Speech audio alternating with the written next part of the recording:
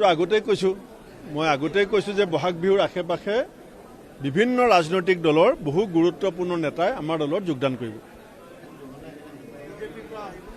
মই ক'লোৱে বিভিন্ন ৰাজনৈতিক দল বুলি ক'লে নিশ্চয় কংগ্ৰেছৰ নহয়, বেলেগৰ পৰা আহিব।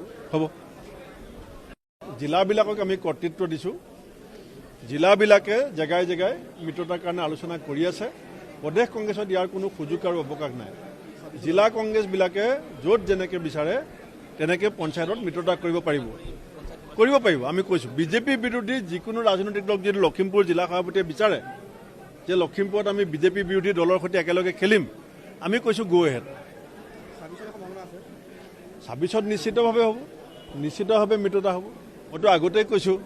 মই আগতেই কৈছোঁ যে বহাগ বিহুৰ আশে পাশে বিভিন্ন ৰাজনৈতিক দলৰ বহু গুৰুত্বপূৰ্ণ নেতাই আমাৰ দলত যোগদান কৰিব। মই ক'লোৱে বিভিন্ন ৰাজনৈতিক দল বুলি ক'লে নিশ্চয় কংগ্ৰেছৰ নহয়, বেলেগৰ পৰা আহিব। হ'ব, জিলাবিলাকক আমি কৰ্তৃত্ব দিছোঁ।